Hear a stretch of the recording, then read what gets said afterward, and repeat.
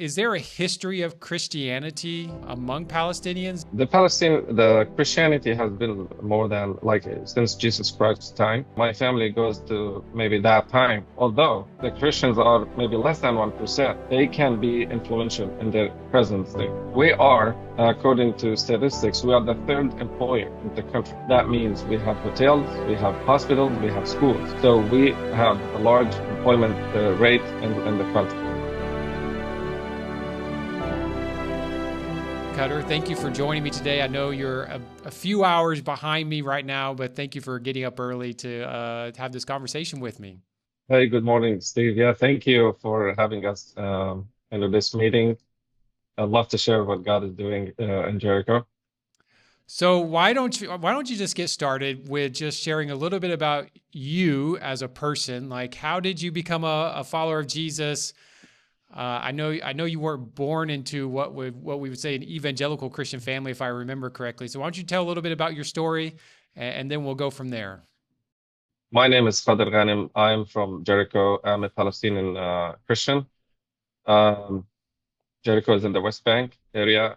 I come from a Greek Orthodox Christian background family, and I was born and grew up in Jericho all of my life. I am one of seven siblings. I am the youngest.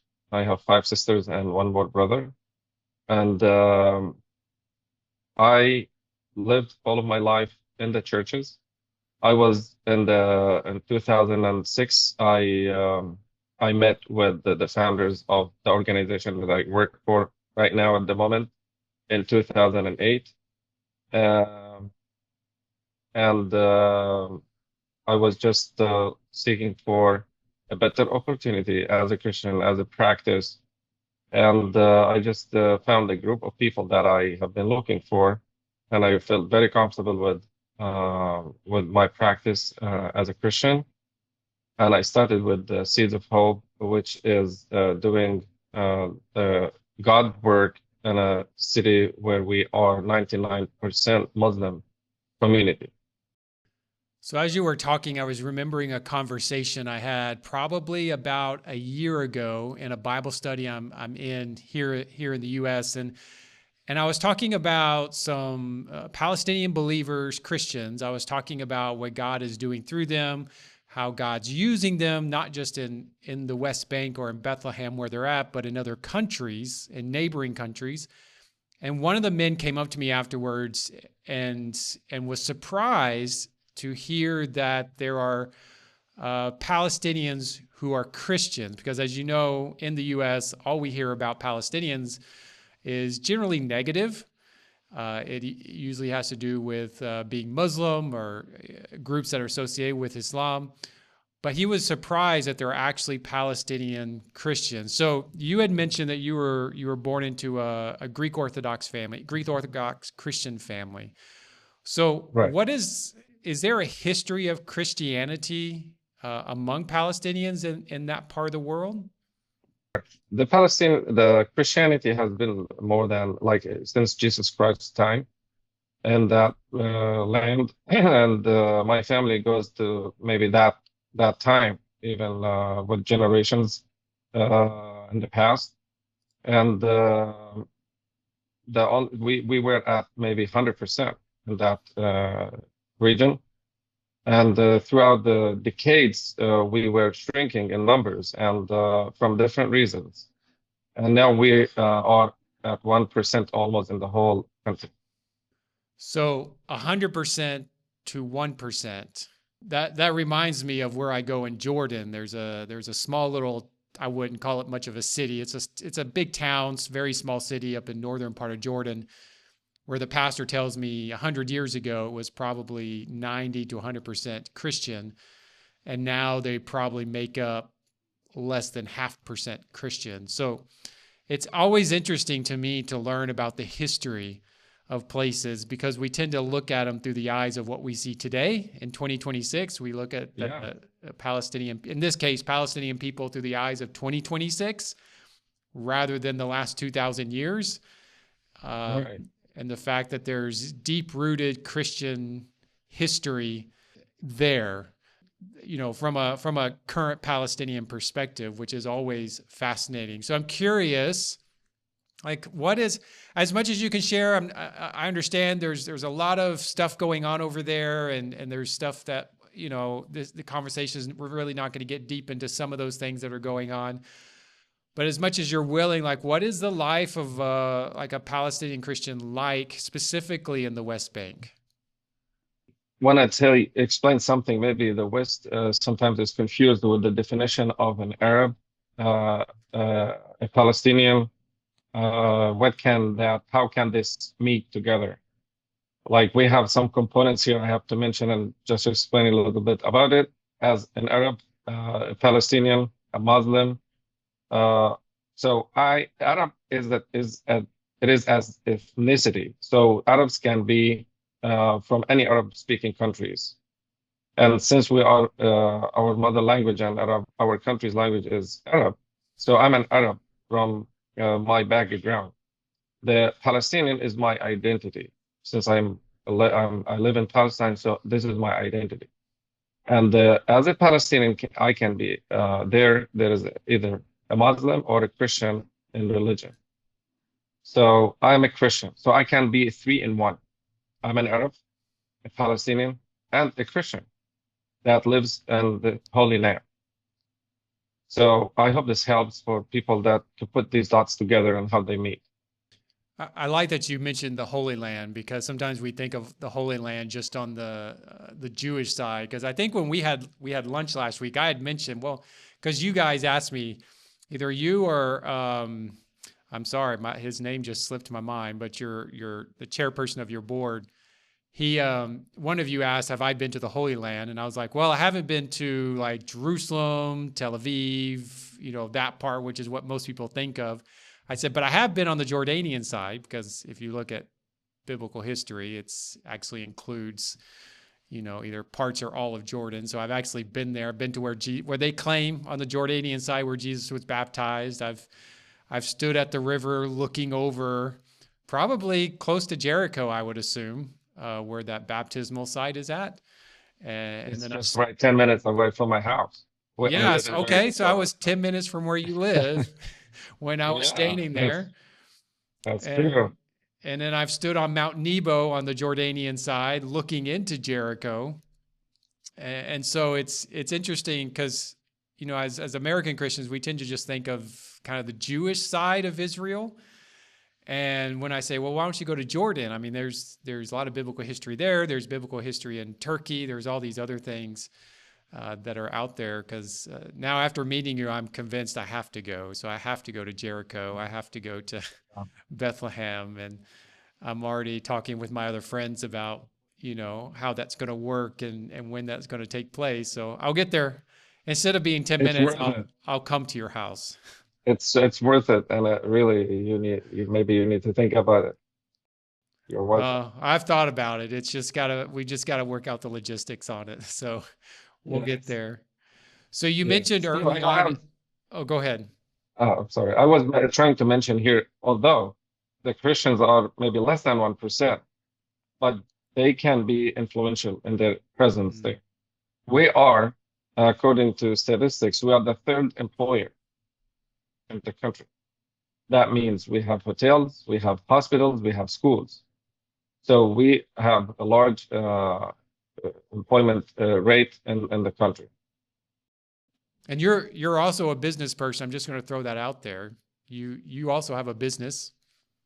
I do, yes. We work in restaurant business. My family has a restaurant in Jericho, and it's the oldest. It's called Green Valley. My father started it in 1963. And we have two other restaurants, one similar in size, and another one is just a smaller thing for ice cream and waffles and things like that. That's Well, another reason you should come and try that authentic food. I promise you, I'm looking forward to it because I love the food in that part of the world. I've always enjoyed it. Me Anyways, too. I will That's be good. there soon enough for sure. Yeah. So in addition to your business, early on when you were just giving a brief highlight of who you are, you had mentioned an organization that you had joined, Seeds of Hope. Yes. So what is Seeds of Hope? What do you guys do? And I guess even a more important question, why do you do it? Well, the Seeds of Hope is a 501(c)(3). It's a US-based organization, as international organization, because we registered Seeds of Hope also in the Palestinian foreign organizations, and we have the only branches in Jericho. All of our operations are in Jericho. Um, I met the founders at my father's restaurant in Jericho in 2008, and this is where I really just touched, and it became a tangible thing. My thinking all the time, my concern, when is my unique opportunity is going to come? And this is where it was, when it was. And here where I really just thought God's hand and God's work started officially in my life. And when I met these couple that started Seed of Hope in 2008. And since there, I started just to work with them to help them start up the kindergarten and preschool, and then go back to my life. But God has different plans for me. So they became like my spiritual parents. And I just love the idea about Seeds of Hope is bringing love, bringing peace, and just shaping a new generation in Jericho. And especially they were trying to fix the English language issue in our region maybe, or the country, because in the past people didn't focus, the schools and the education didn't focus on the English as supposed to. So they were trying to come with focus on the English, enhance the level of English in Jericho, and I love that idea, and that would help a lot Jericho and the people there. Jericho is a tourist-oriented city, so people speak, but they speak just the basics. But to learn the English in a very good way and a very high level, that's a very important thing. And especially when you go apply for a job, they will require that. Most of the jobs, they will require you to have a second language as the English second language. So this is what I met with them, and I really didn't go back to my business. At that time, I had a different business from restaurants. It was satellite and surveillance systems, networking, security systems. But I shut that down and I stayed with Seeds of Hope because I loved the idea so much. And we developed this Seeds of Hope. It was based on the education and the humanitarian aid. Our mission is just to bring long-term change in families, to families in Jericho through education and community outreach. So we do education. This is our largest operations.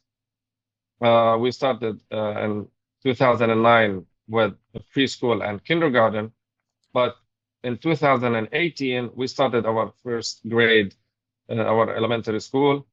Actually, coming September, we're opening the 9th grade. So those 9th graders are the same babies that we received when they were 3 years old or 4 years old. So it's a long-term relationship with the community through the children. And the humanitarian aid side is we started first with the wheelchairs distribution. We have friends and partners that come from the US, and our partners are mainly from the US and also some from Europe. We focus a lot on short-term teams. They come for a week. They come from the US to help the people there and to show them love through what we do. We receive a container full of equipment, wheelchairs, crutches, canes, everything is needed for that. And it's a very unique wheelchair distribution project that has been going on in Jericho since 2009 until January this year. We had the last one. Not the last, I mean, in January we had the last one, and next year hopefully we will do another project and continue doing that for as long as we can with our partners. So it's clear you've got a lot going on between Seeds of Hope and then the 3 restaurants that you were talking about. And I'm curious, you said earlier, because this kind of sparked this question, you said 99% of the community of Jericho is Muslim. And so I'm curious, as an organization that's obviously Christian-based and ran by believers, so at large, like how is the Palestinian Muslim population, how are they responding to the work you guys are doing in education and medicine? And I know you guys teach them business, business skills, things like that. So how are they either welcoming the assistance that you're providing, the care that you're providing? What's their response? We in Jericho, we live peacefully with our other Muslim people. Christians and Muslim live together, really, and they receive our services very well, and they can be very helpful for you. And as long as you avoid any conversation, sometimes when it leads to a conflict or anything, you just go through what you do to represent God's love to them, with what you do. Uh, and that's how they receive it, and they think you're different. And that's why they like it, and they see that you are honest and you come to really serve with nothing to be paid to you, nothing to you don't expect things from them. You just do this because you love them and you respect them, and because that's who you are as a Christian. So we're doing great in the community, and we hope to do even more help. There is a high need in Jericho at least. So is the same just in everyday life apart from Seeds of Hope? I mean, the relationship is just as peaceful and calm. It is, there are always some good things and bad things can happen. It just, as long as you are respecting people and you have boundaries with what you do and what people do to you, set those boundaries and just make sure you don't exceed or pass any of other lines or let people pass other lines towards you. Just set this relationship and do what you need to do, and that will be fine. I will say I absolutely love that you guys do this. I love that you guys are engaging the community of Jericho. And partly, just coming from the U.S. side of things, I hear a lot of rhetoric from American Christians, and I can say this because I'm an American, so I am a Christian. So it's easy for me to see this. As we look at places like that in the world, we think, well, how can Christians survive? We just need to get them out. We've got to rescue them. We've got to, it's impossible to do ministry, and you've got to have everything we have in the U.S. to be able to function in a ministry. Yet, the situation is different in the West Bank. I get that. It's different across Israel in general than it is here in the U.S. And yet, people like you, believers like you, are out there and serving, and the non-Christian population, and not just in a Muslim community, but I've seen it in other communities as well, in other religious communities, that there are many places where people are just open to what people like you are doing, and they're thankful for it. I've seen it in Jordan. I've seen it in South Asia. And, we saw it a lot in China because that's, where my family and I used to live. So we saw tons of that in China. And it's amazing just how, even if they're not open to the gospel all the time, and I get that they're not always open. That's, I'm not saying that just because you guys are serving them, all the Muslims in Jericho are suddenly open to the gospel, but they are open to you.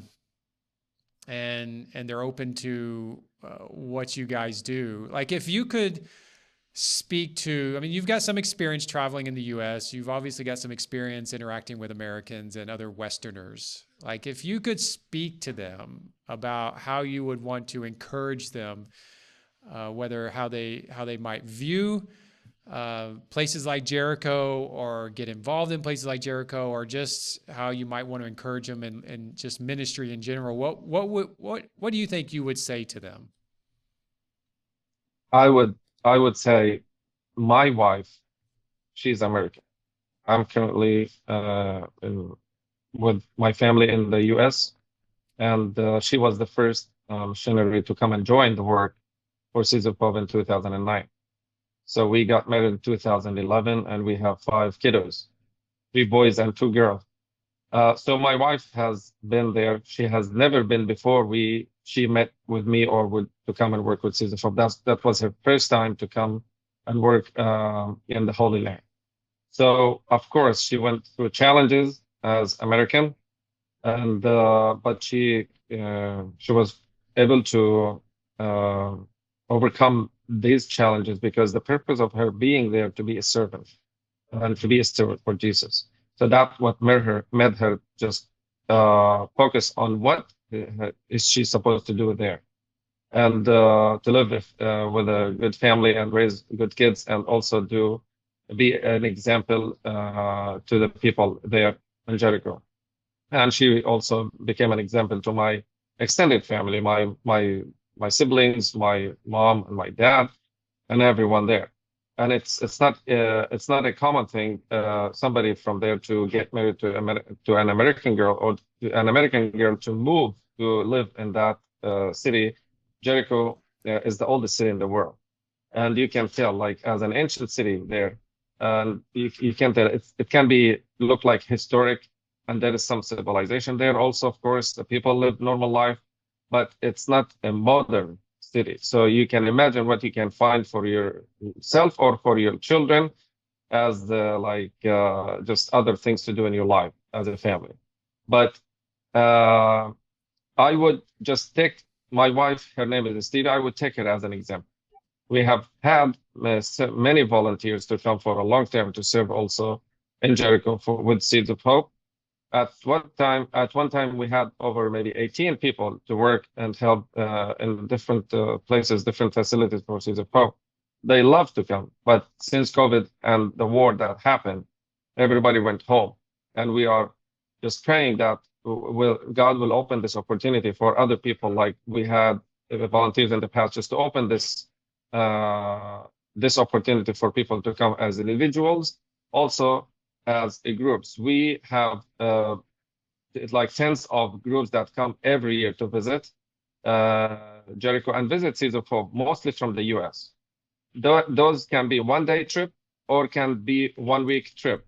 The one-day trip, they just come and just look and explore what Seeds of Hope is doing to get to know Seeds of Hope, and we explain what we do.